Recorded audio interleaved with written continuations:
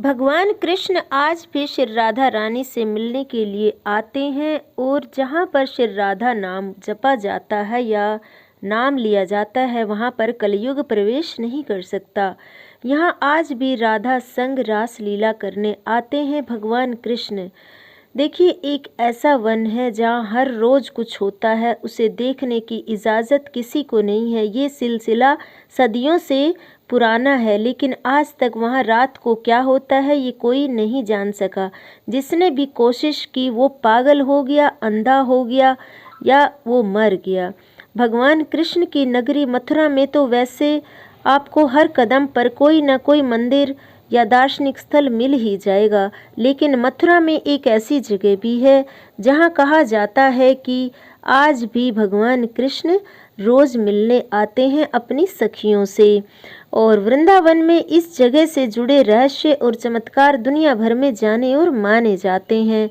इस जगह का नाम है निधिवन। निधिवन कृष्ण भगवान की जन्मस्थली वृंदावन के पास है।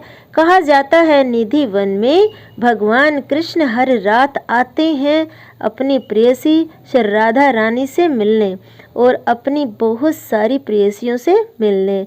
या हर रात रास लीला करते हैं भगवान।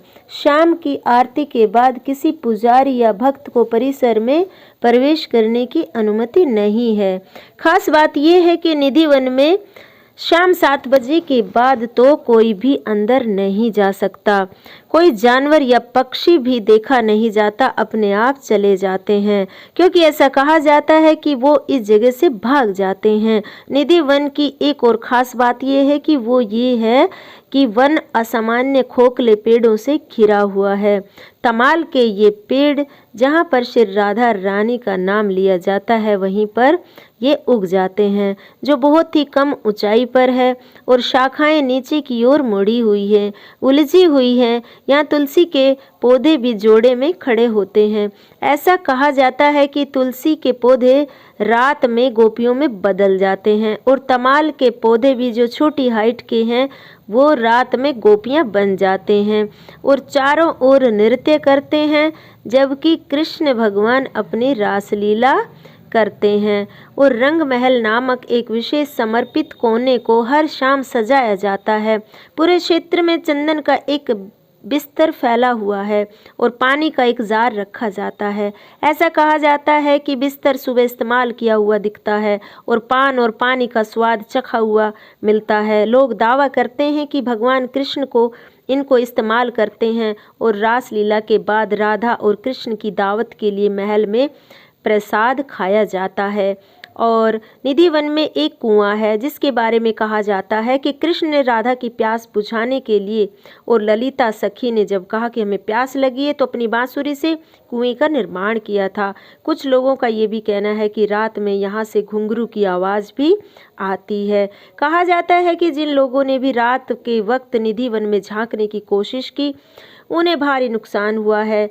या तो उनकी दृष्टि चली गई, अंधे हो गए, और फिर उनका मानसिक संतुलन बिगड़ गया, पागल हो गए, और या फिर मर जाते हैं। यहाँ रहने वाले लोग शाम की आरती के बाद अपनी खिड़कियाँ और दरवाजे बंद कर देते हैं, वरना उन्हें मौत का सामना करना पड़ सकता है, क्योंकि भगवान नहीं चाहते कि उनकी प्राइवेसी को कोई देखे। कि पेड़ रात में गोपियाँ बन जाते हैं और वो जब नाचते हैं तो जितने भी घास फूस है सब वहाँ से हट जाते हैं, बिल्कुल फर्श जैसा है।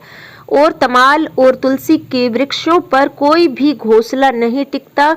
अगर घोंसला टिकाने की कोई पक्षी कोशिश करता है तो वो टूटकर नीचे गिर जाता है। और कोई भी वहाँ पर आत्मा ठहर नहीं सकती, क्योंकि भगवान की बहुत सारी सखियाँ होती हैं, भगवान होते हैं, श्री राधा रानी होती है और रात को वो मिलते हैं, क्योंकि भगवान नहीं चाहते कि मेरे प्रेम को कोई जान सके, इसलिए वो मर जाता है या पागल हो जाता है। और भगवान निधिवन में आज भी आते हैं अपनी सखियों से मिलने, अपनी श्री राधा रानी से मिलने, और निधिवन में कलयुग भी प्रवेश नहीं कर सकता। इसलिए निधिवन के दर्शन के बाद इंसान के सारे पाप नष्ट हो जाते हैं और वो इंसान तर जाता है। उस पर जो निधिवन पहुंच जाता है उस पर श्री राधा रानी की कृपा हो जाती है।